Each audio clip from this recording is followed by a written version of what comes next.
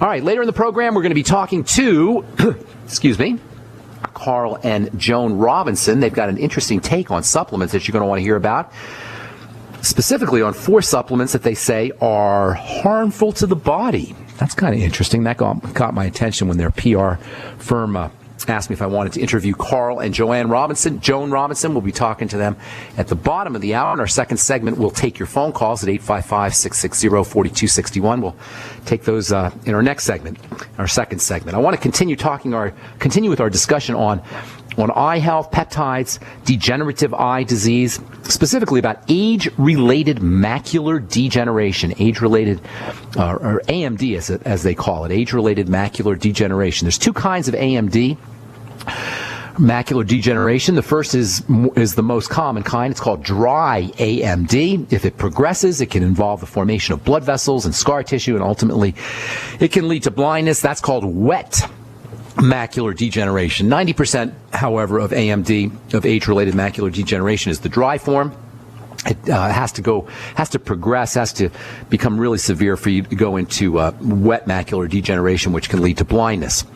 If you have been told that you are one of the 10 to 15 million Americans with some degree of macular degeneration, you want to make sure, as with all degenerative diseases, that you're focusing on digestive health, especially as it regards fat absorption. There is a very, very important link between fat absorption or fat malabsorption and eye health. That's because the key nutrients that are involved in keeping your eyes healthy, vitamin A and vitamin E and zinc and selenium and MSM and phytonutrients like carotenes, beta-carotene, for example, and lutein, which we're going to be talking about here in a little bit. All of these are fatty. That means if you have a liver problem, or if you have an intestinal problem, or if, God forbid, they yanked out your gallbladder, or if you're chronically getting gallstones, or you got a pancreas issue, this means a lot of folks, you're going to have problems with your eyes, and your eye doctor is not going to tell you about this. For the most part, eye doctors are ignorant about the link between digestive wellness, especially as it regards fat absorption or fat malabsorption, and eye health. One of the most important and underappreciated of these fatty nutrients that are important for the eyes are the pigments. Pigment chemistry is really, really amazing stuff. We touched on this a little bit yesterday. Do you know what a pigment is? Does anybody out there really know what a pigment is? A pigment, which we know and we recognize as color, is simply a molecule that absorbs energy selectively. By absorbing energy, light energy, selectively, it acts like a light filter, or an energy filter, a light energy filter, and it emits out what it doesn't absorb. So a pigment is a molecule that's got a specific kind of chemical structure that allows it to absorb certain types of energy and reflect the rest out. What it reflects out is what we see as a color. The energy that a pigment absorbs, the light energy that the pigment absorbs, is made up of some of the fractions of light. Light, when we look at light, it's made up of 7 different fractions, 7 components, the famous Roy G. Biv. If you remember from your high school biology or high school physics, all light is composed of 7 fractions called Roy G. Biv, R-O-Y-G-B-I-V. That's an acronym or an abbreviation to help us remember the 7 different fractions of light. We call them colors. Roy G. Biv, R-O-Y-G-B-I-V. R for red, O for orange, Y for yellow, G for green, B for blue, I for indigo, and V for violet. Those are the 7 fractions of light. Those are the 7 components of light.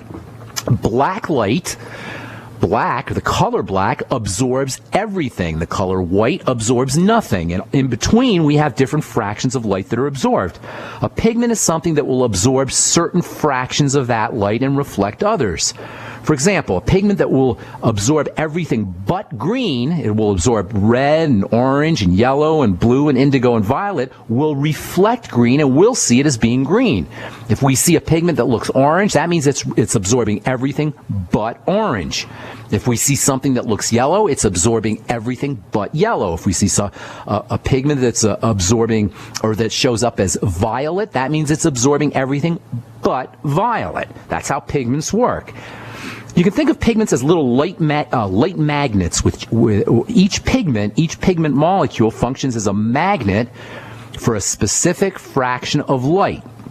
this idea that pigments absorb light, absorb specific parts of light, makes them super important for vision. It makes them super important for the eyes.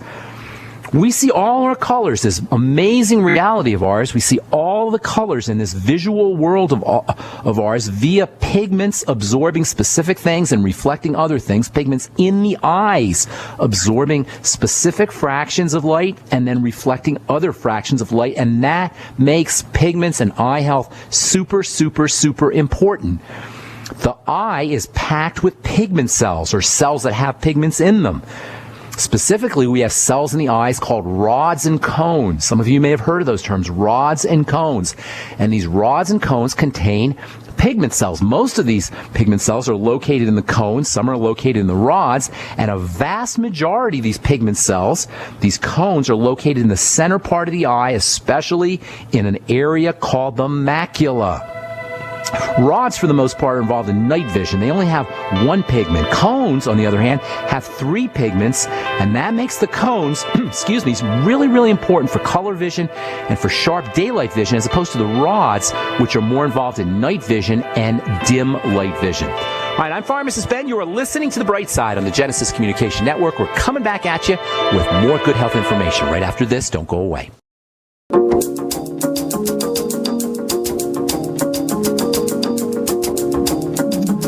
All right, we're back on The Bright Side. I am Pharmacist Ben. Got more to say about eye health and about pigment health and about digestive health and fatty digestion of fats, fat malabsorption and fat absorption as it regards eye health. But we will do that tomorrow.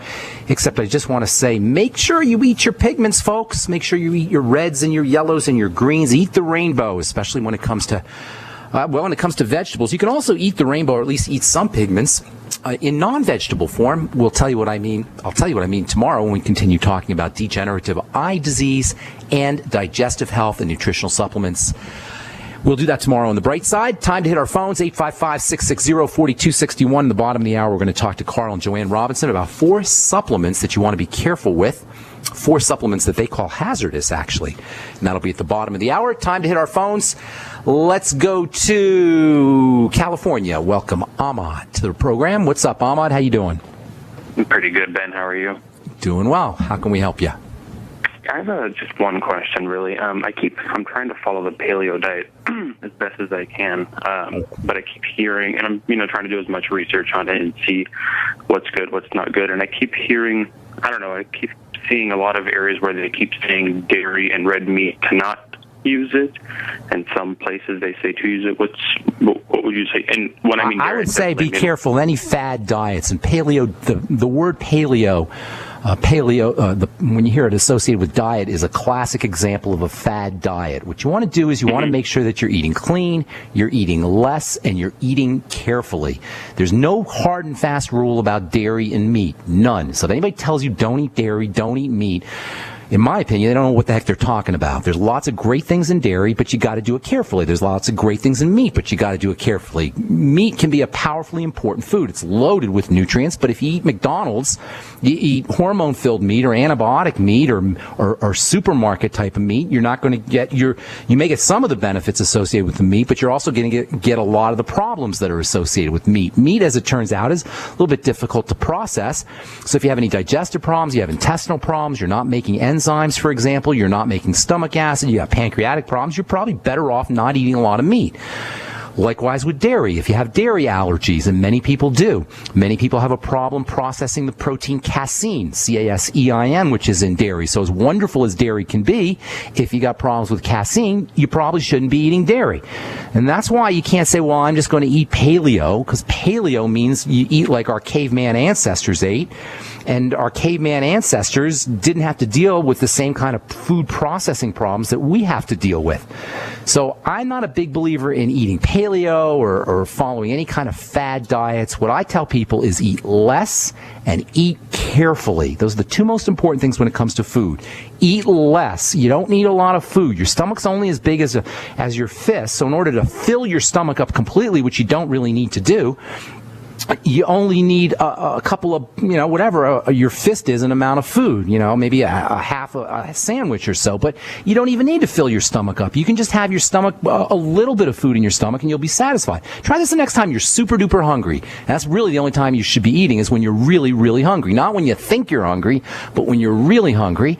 Try doing this the next time you're hungry. Just eat a couple of bites of, some vegetables, or a couple of pieces of fish, or something that's easy for the body to process, and you'll notice you're not hungry anymore, and that's how you know you've eaten enough food. Now, you got to make sure you're getting enough nutrients, that's for sure. So you want to eat nutrient dense, you want to eat a lot less, and you want to make sure you're eating clean, and don't pay any attention to fad diets. When it comes to dairy, if you're okay with dairy, you don't have any allergies, small amounts of raw, unprocessed dairy, if you can find it, are probably good for you. If you don't have a problem with meat, small amounts of hormone-free antibiotic meat is probably good for you. But the key is small, the key is unprocessed, and the key is untainted by human chemicals. And by the way, when I say the less you eat, the better off you are, I'm talking biochemistry. When we eat less food, our body secretes growth hormone, our body secretes happy hormones, our body secretes energizing hormones.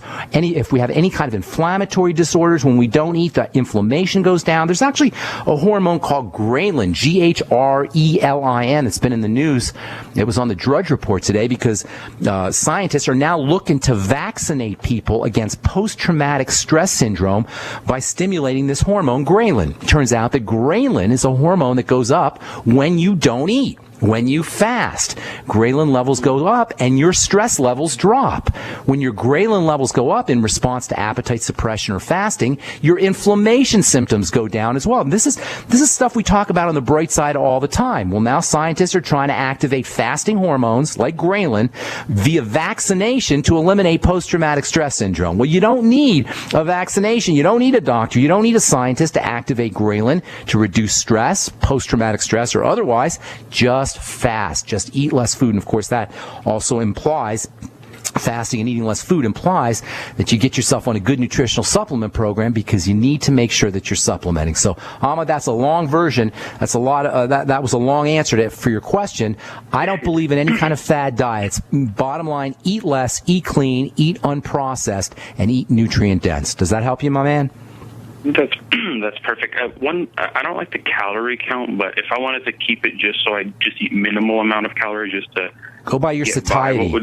Don't go by calories. Go by how satisfied you are.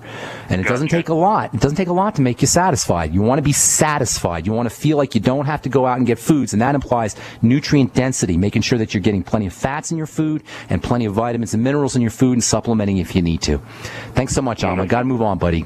Hope I helped you out. Let's see. Peter in New York. What's up, buddy? Peter? Peter going once, going twice. I'm here. Hello? Hey, Peter. Hello, yes. Okay, you got me.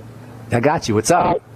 Yes, have you ever heard any work by Charles Walters, and his book was entitled The Minerals for the Genetic Code? It's an awesome book. It's one of my favorite books, actually. One of my favorite books about Because minerals. I was wondering and relating it to whether or not, as I understand it, because I read this book over 10 years ago, by breaking it down to the individual organs, why is it that one of the main ones of the kidneys does not have a regenerative process to itself, like other parts of the body? Peter, I'm having a hard time hearing you. You said something. I heard you say something about the kidneys. Now, what did you say about the kidneys? Yes. Why is that one of the organs that they necessarily can't revive themselves or regenerate themselves to a more healthier state like other parts of the body? I'm not sure what you're saying. You're telling me that the kidneys don't regenerate themselves? Kidney cells don't regenerate? No. Why is that they don't? Like a person who has to go on dialysis from renal failure, why is it that they can't be supported or helped along with proper mineral supplementation? I don't know that that's the case. Is that what he says? I don't remember him saying that in the book. Why don't you do this for me, Peter? If you can you have the book handy? No, I know he didn't. No. What I'm trying to say is, of that organ, why is it that, like a lot of other ones, can be helped with mineral supplementation that the kidneys can't? So I don't think that's the case. I don't think that's the case. I don't remember him saying that, and I don't think that's the case, so I can't answer that question.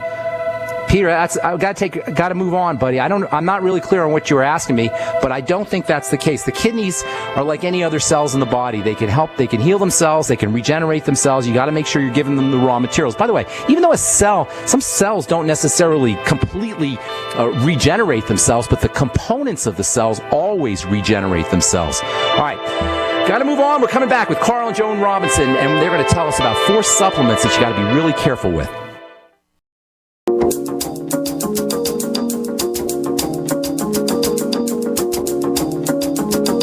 On hold. We're going to have to take your phone calls tomorrow.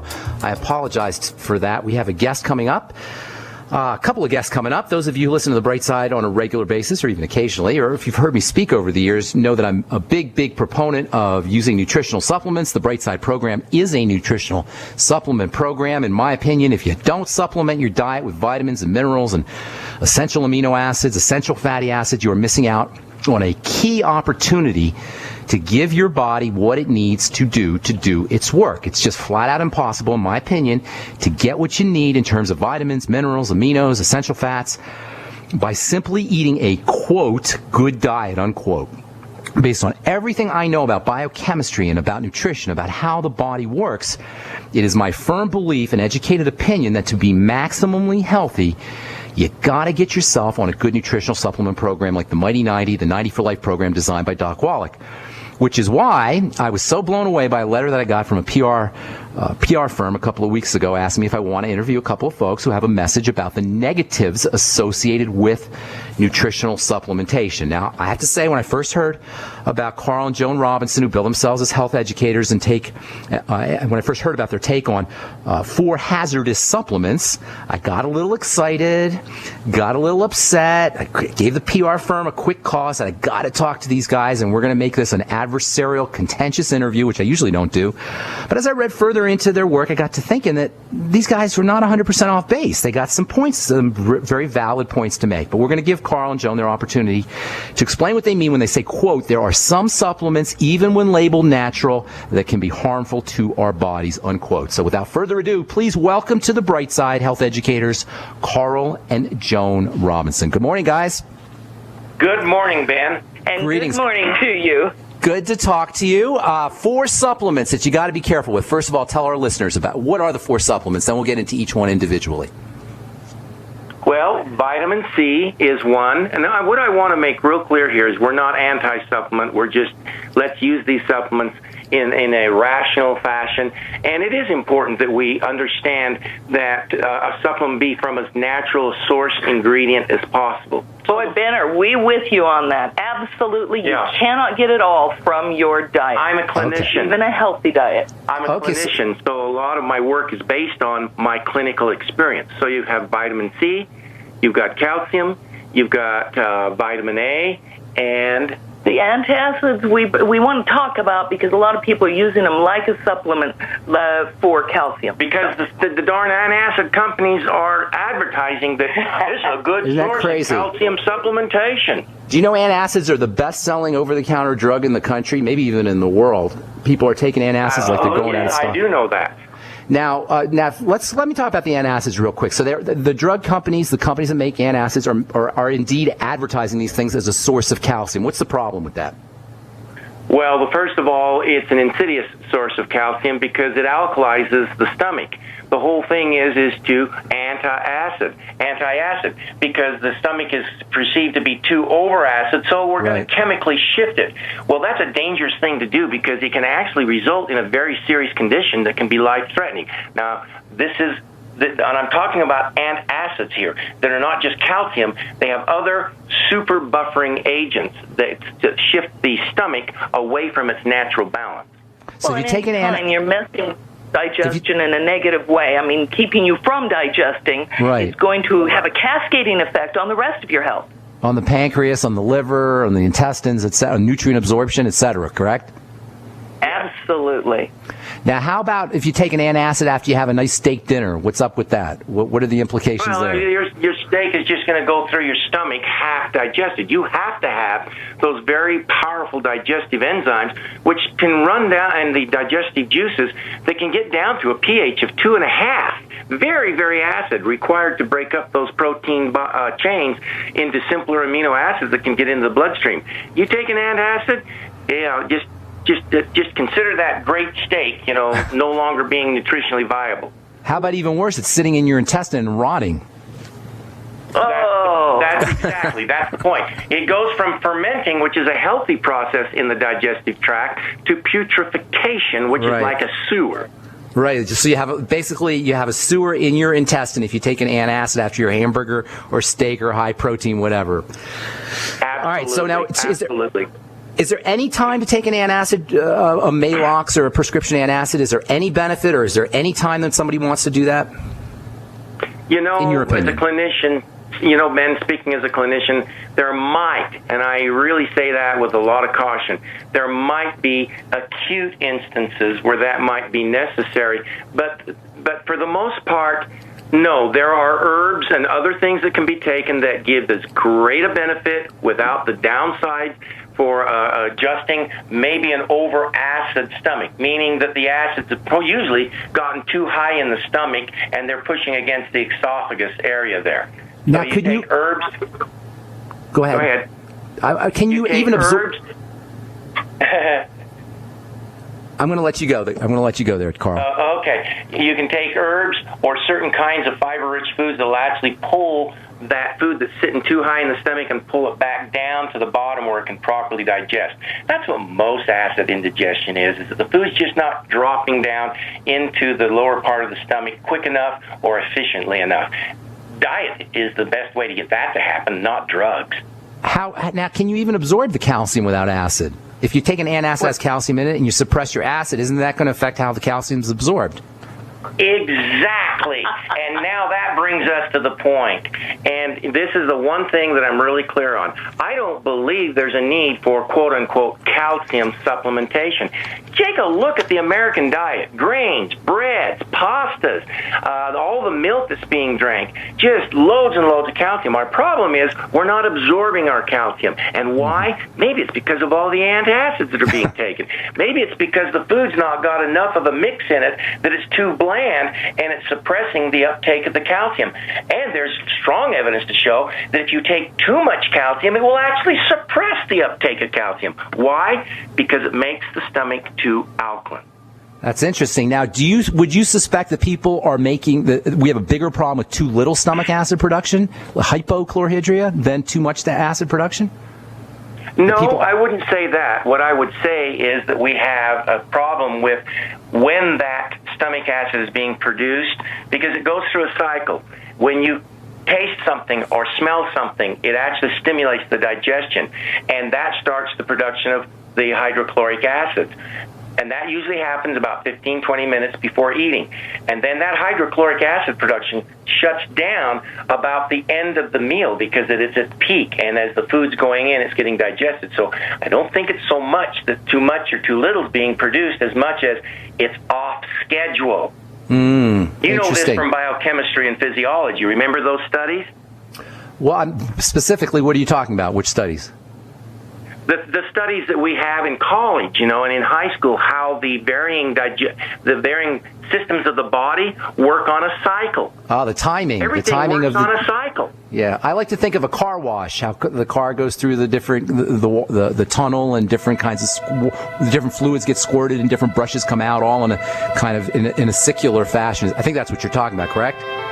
Yes, it is. That's a very good analogy. All right, hang tight because I want to talk about vitamin C next, and then I want to talk about calcification, and then also vitamin A, which is one of my all-time favorite nutritional supplements. We're talking to Carl and Joan Robinson about 4 dangerous supplements. You're listening to The Bright Side. I'm Pharmacist Ben. We'll be back right after this. Don't go away.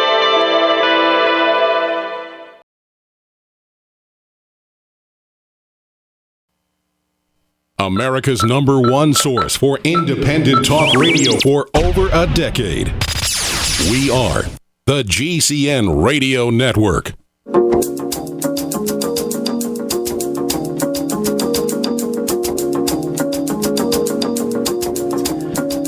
We are back on the bright side, talking to health educators Carl and Joan Robinson about 4 dangerous supplements. We covered antacids, alkalinization of the digestive tract, postprandial, post-eating, not a good idea. And we talked about calcium. We didn't talk about calcification. Touching a little bit on calcification that's associated with excess ingestion or incorrect ingestion or poor absorption of calcium. Well, I had a shocking piece of information come to my attention about 3 years ago. It hit the news wire, and that was that it was found that a hardening of the heart itself, the actual cardiac, the heart itself, was found to have been precipitated by overuse of calcium supplements. And this wasn't just one case. The CDC had done this and had found an alarming trend here that this hardening of the heart tissues was, through a meta-study, they found that there was a very, very consistent correlation between that and a high percentage of those individuals overusing calcium supplementation. Since then, there's been ongoing research, and indeed it's been found that yes, you get too much calcium getting into the system, and if you don't have a proper balance of magnesium and potassium, that calcium begins to settle out in the body's soft tissues, and then it creates all kinds of problems. What about vitamin K? Vitamin K? Yes, vitamin K as opposed for calcium, for helping the body absorb and utilize, helping cells utilize calcium. You know, I don't have a whole lot to say on that. Vitamin K, yes, especially if it's from a natural source, and one of the biggest sources of vitamin K, of course, is alfalfa. It's one of the main extractions that it's derived from. But not a whole lot more to say on that. Now, what I will say about calcium is, because it's so alkaline, it doesn't seem just chemically reasonable that you would need to have an acid, more of an acid type of a supplement to help balance and bring that calcium into solution. And there we come back to the use of maybe calcium should be used with vitamin C. I was just about to say, why don't you? Well, I want to talk. Well, let's talk a little bit about vitamin C, and then we'll talk about vitamin A. So there's different forms of vitamin C. Obviously, you've got the sodium salt of vitamin C. You've got the acid form, ascorbic acid. You've got the so-called ester Cs, and you've got the fatty vitamin C, sodium or ascorbyl palmitate. What's your take on the different forms? Is there one form that's better? Is there one form that you recommend? What's the difference between natural vitamin C and supplemental vitamin C? You know, Ben, you hit it on the button head, and basically the vitamin C discussion, you've taken it right to its focal point. Our concern with vitamin C overuse is concerning the ascorbate types of vitamin C, the simple vitamin Cs that people megadose and take large amounts, and they goof up their digestive system. See, what they're doing with vitamin C is the opposite effect of what's being done with the antacids. It's over-acidifying the system, and it's upsetting the buffering system within the digestive tract. Now, when you're talking about buffered vitamin Cs, and all the other vitamin Cs you mentioned have a buffering aspect to them, we usually don't have as serious a problem with them. And the interesting thing is, you don't have to take as much to get the vitamin C effect. Now, what are you thinking when you say a high dose and you don't take as much? And what are some good dosages? And what do you consider a high dose? What do you consider a good dose of vitamin C? What do you consider an underdose of vitamin C? Well, you know, it depends on the individual first. Some claim they can get along fine on 500 milligrams a day to 1,000 milligrams. Others claim they need 3,000 to 5,000 milligrams. I think when somebody starts pushing, especially if it's a high ascorbic-based vitamin C, when they start pushing that 10,000, 20,000, 30,000 milligrams of vitamin C a day, I think they may be pushing into an area that could be very stressing to the digestive system and have a cascading effect throughout other parts of the body. That's our take as far as that is concerned. And Joan, go ahead. Well, and that too, what we're not doing is eating whole foods, eating enough whole fruits, and get back to nature and such. Now, I was a daughter of a well-respected medical doctor internist who started a clinic, one of the top clinics in the Seattle area, and he wasn't into megadosing. Now, I had a lot of respect for doctors, though, through the years when I had health issues that were really became quite serious. I said, okay, whatever doctor you say, whatever you say. And I had a doctor that put me on high levels of vitamin C, extremely high doses, trying to kick out something else, but it created a lot of trouble with my digestive system and kidneys that over the next few years cascaded into other health issues. I had to rebuild my health, and I did it with diet and herbs and natural supplements. So that's how I've handled my health for over a dozen years. But, Ben, we need to emphasize here that the vitamin C, the high-dosing vitamin C that Joan had been put on, was a ascorbic acid-based vitamin C. It was not a buffered vitamin C. So when you say high doses, are you talking 10 grams high doses? Or are you talking 50 grams a day high doses? Oh, gracious. He had me on vitamin C drips, and then it was in the tens of thousands of milligrams a day because I wasn't responding right. So he just said, take more, and wasn't responding right. Take more. That was created extreme problems in my health. And extreme problems in your digestive health or your overall health? Yes, overall health. I developed a really serious leaky gut syndrome that everything cascaded down into severe autoimmune conditions. Interesting. So when you say natural vitamin C, you're not talking about natural supplements. You're talking about vitamin C in foods, correct? Hey, we're talking about both. It can be the vitamin C that you eat in your foods, your oranges, your grapefruits. A lot of varying vegetables like tomatoes have lots of vitamin C. It can also mean, if you're taking a vitamin C supplement, that it is a naturally derived vitamin C in a complex form. Is a mineral ascorbate, for instance. It's buffered. You see, all the vitamin C that we eat in all those foods are not in the form of pure vitamin C. They are ascorbate vitamin C's, mineral ascorbates. They exist as calcium citrate, as magnesium citrate, as potassium citrate. That's how they exist in nature. If we're going to supplement our diet, then use it the same way. Because I promise you this, you will not have to go to the high mega dosing levels when you use that kind of a high-quality vitamin C versus a straight vitamin C that has to go through all the buffering process in the digestive system just to get a little of it into your system. Okay, now, my favorite vitamin, one of my favorite vitamins, I like them all, but one of my favorites is vitamin A, and you got a problem with vitamin A. I got a little bit of a problem with vitamin A, too. I want to hear your take. Well, my problem with the vitamin A is simply this. We're taking too much of the oil-soluble form. I knew Dr. Gary Price Todd. He was the chief surgeon with the United States Navy for like 25 years, and when he retired, he opened up a clinic there in Asheville, North Carolina. And the clinic was specializing in eye care and nutritional counseling.